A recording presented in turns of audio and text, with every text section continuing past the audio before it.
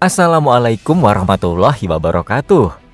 Berbicara mengenai kendaraan roda 4 dengan mesin diesel, maka Anda akan selalu teringat mobil Panther. Kendaraan ini dikategorikan sebagai mobil multi-purpose vehicle atau MPV yang bisa digunakan di segala medan. Pasalnya, mayoritas masyarakat di daerah tersebut membutuhkan mobil dengan fungsi dan spesifikasi lebih. Beberapa di antaranya yakni sasis leather frame yang digunakan sehingga lebih kuat dan kokoh. Nah, bagi Anda yang membutuhkan kendaraan roda 4 seperti ini, ada baiknya jika mengetahui secara jelas spesifikasi mobil Panther terlebih dahulu sebelum membeli. Apa saja? Yuk, simak ulasannya berikut ini.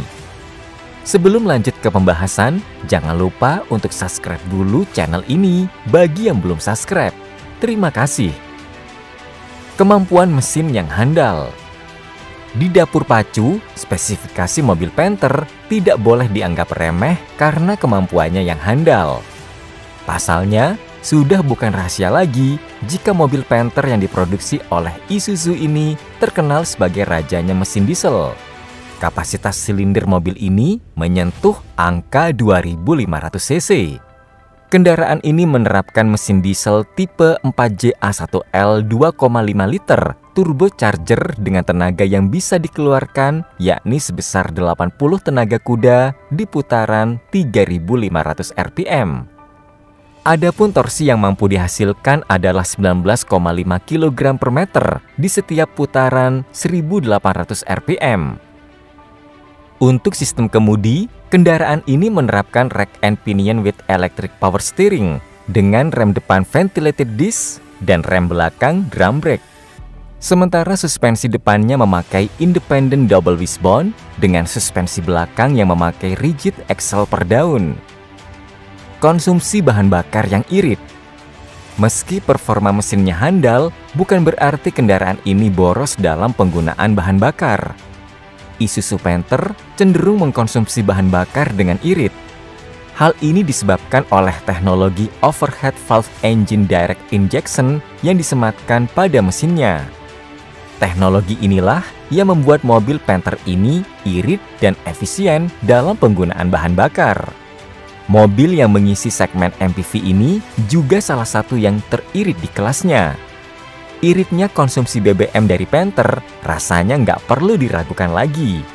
Saking iritnya, angka konsumsi BBM-nya bisa mencapai lebih dari 1:15 km per liter. Ruang kabin yang nyaman. Salah satu syarat utama yang penting diperhatikan sebelum memiliki kendaraan roda 4 adalah ruang kabin nyaman. Tidak hanya itu, desain interior Panther juga terbilang lega. Secara keseluruhan, mobil Panther ini mampu memuat penumpang hingga 8 orang. Hal ini disebabkan oleh proses desainnya yang memang dikhususkan sebagai mobil keluarga. Ukurannya sendiri terdiri dari panjang 4535 mm, lebar 1770 mm, dan 1920 mm dengan berat kosong mencapai 2170 kg. Perawatan yang gampang. Satu lagi nilai lebih dari Isuzu Panther yang bisa Anda pertimbangkan sebelum membeli mobil ini adalah perawatannya yang gampang. Padahal, selama ini mobil bermesin diesel cenderung ribet dalam perawatannya. Beruntung, keadaan ini tidak berlaku pada mobil Panther. Suku cadang yang terjangkau. Terakhir, spesifikasi mobil Panther lainnya yang harus diketahui yakni suku cadangnya. Pasalnya, Anda tentu tidak ingin kesulitan dalam mencari suku cadang jika terjadi sesuatu. Harga suku cadang yang ditawarkan kendaraan ini pun lebih terjangkau dan mudah ditemui. Harga Isuzu Panther 2,5 bekas.